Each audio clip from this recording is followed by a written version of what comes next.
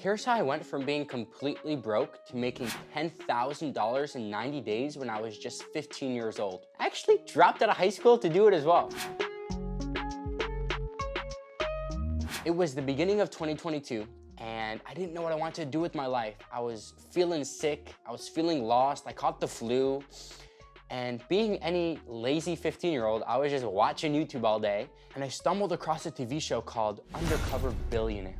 And what Undercover Billionaire is a TV show where billionaires go undercover and have 90 days to turn a $100 bill into $1 million.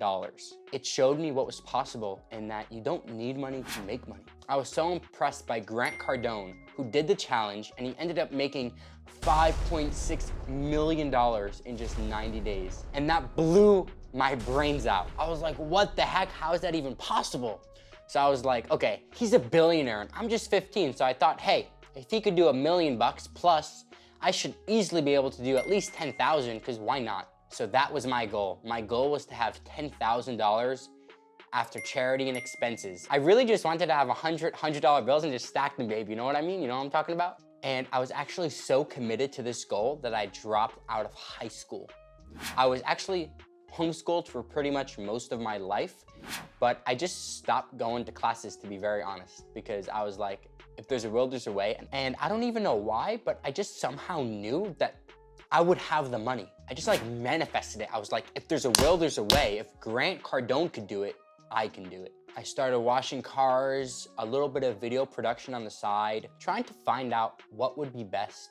If I should start a business, if I should get a job, I really didn't know which path to take. I spoke with my dad about 2 weeks in about what I should do, because I literally felt really lost and I didn't know how I was gonna make 10K. But I do know that he owns a recruitment firm. So I asked him, hey dad, can I maybe work for you and get a job or something like that? And he was like, Nathan, you just dropped out of high school.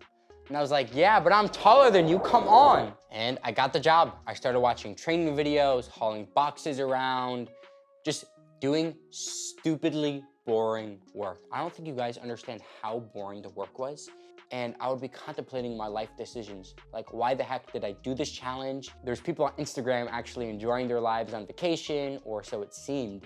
And I was here just doing really boring work. One of the highlights of this point of the challenge was after I watched a ton of trading videos, I got to start making cold calls. It was super nerve-wracking. I still remember my first cold call ever. My heart was beating like 1,000,000 miles an hour, but I dialed it.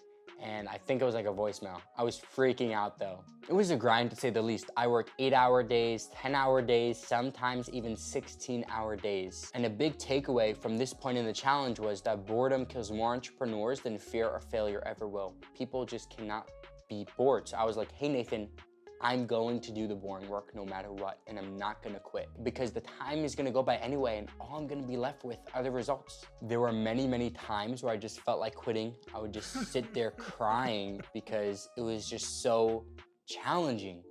And there were other times where I was jumping up and down, so excited because I made a ton of money that day. There were a lot of highs and lows during the challenge, to say the least. I also had to cut out a lot of things out of my life. I had to start valuing education over entertainment.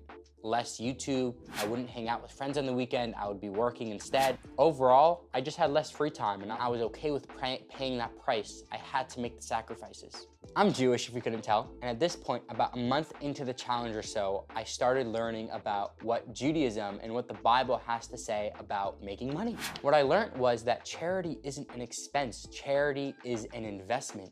So I went from giving 10% to charity to giving 20% to charity, because in Judaism, wealthy people don't give 10%. Wealthy people give 20%. And it's not because they're wealthy that they give 20%, but rather because they give 20%, they are wealthy. In Judaism, it's also taught that God is always infinitely blessing all of us. And all we have to do is become the vessel to receive that infinite blessing. So I was like, hey, all I have to do is become the type of person that would be able to contain all of this money. That's it, because money is just a way to meet your values. Here's the great challenge of life. In order to have more than you've got, you must become more than you are. And unless you become more than you are, you will always have what you've got. Now I'm about 5 or 6 weeks in, and I started going to Grant Cardone 10X conferences. I started reading his books. the 10X Rule, Be Obsessed to Be Average as well. That was a phenomenal book. One of the highlights of the entire challenge was when I was halfway through, I had $5,000 in my bank account, and I went to the bank with my friend. I took out 5 G's, $150 bills, stacks of them, and I just felt like a complete baller. It was one of the funnest days. That was crazy. And as the weeks kept going on, I kept working and working and working and working my butt off. And as the challenge was coming to an end, there was only about a month left, I started reflecting on what I've learned. At the start of this challenge, I started working for money. That was my goal. And in the middle of it, the goal no longer was the money. The goal became to acquire skills, because poor people work for money. Wealthy people work for who they become. I also learned that poor people think in days, wealthy people think in decades. So my goals are no longer in 90-day increments. Now they're in 5 and 10-year increments. I started to lengthen my measurement of time, because that's what wealthy people do. The last few days of the challenge were an absolute grind. I felt excited, I felt sad, I felt emotional, I felt like crying. At the end of the 90 days, I had $8,000 in my bank account, and I felt like a complete failure because I didn't achieve my goal. Looking back on the end of the challenge, I no longer believe I'm a failure, and that's because I understand now that just because I failed doesn't mean I'm a failure.